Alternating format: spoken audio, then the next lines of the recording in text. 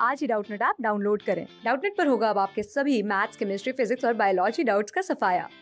बस अपने क्वेश्चन की फोटो खींचो, उसे क्रॉप करो और तुरंत वीडियो सोल्यूशन पाओ। Download now.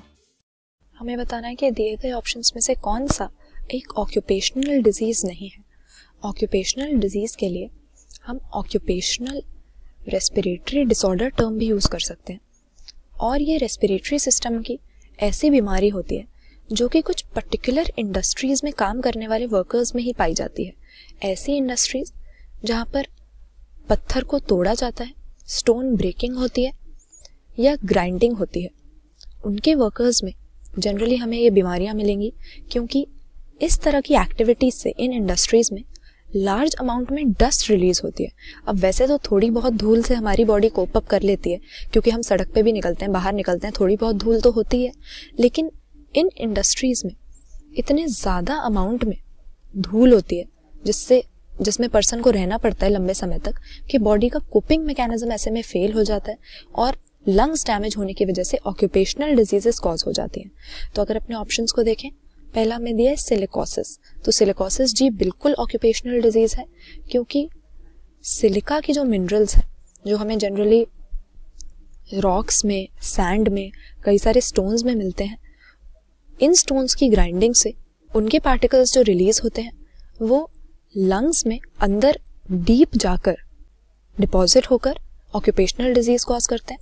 उसी तरह से एस्बेस्टोसिस भी हमारी ऑक्यूपेशनल डिजीज हो गई। एस्बेस्टोस हम कुछ सिलिकेट मिनरल्स के लिए टर्म यूज करते हैं, जिनके लंबे पतले पतले क्रिस्टल्स हमें मिलते हैं, और इन्हीं क्रिस्टल्स को जब तोड़ा जाता है तो फिब्रिल्स नाम के माइक्रोस्कोपिक पार्टिकल्स एस्बेस्टोस के जाकर लंग्स में डिपॉजिट होकर अगेन ऑक्यूपेशनल डिजीज कॉज करेंगे।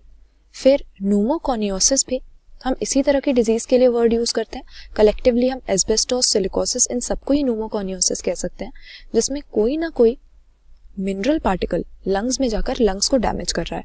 सार्स यहाँ पे हमारा करेक्ट आंसर हो जाएगा, क्योंकि सार्स की अगर हम फुल फॉर्म देखें, इसको हम सेवियर एक्यूट रेस्पिरेटरी सिंड्रोम के नाम से जानते हैं। लेकिन ये डिजीज इस तरह की डस्ट से एक्सपोजर होने की वजह से नहीं, बल्कि एक इन्फेक्शियस डिजीज है। ये एक तरह के वायरस की वजह से कॉज होती है।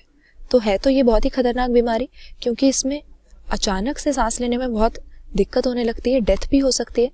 लेकिन हमसे क्वेश्चन में पूछा गया था कि ऑक्यूपेशनल डिसऑर्डर नहीं होना चाहिए, तो इसीलिए हमारा करेक्ट आंसर हो जाएगा सिलिकोसिस सिलिका की वजह से, एस्बेस्टोसिस सिलिकेट मिनरल्स के फिब्रिल्स की वजह से, और न्यूमोकोनियोसिस हम इन सभी के लिए कलेक्टिवली टर्म यूज करते हैं, कॉज होते हैं।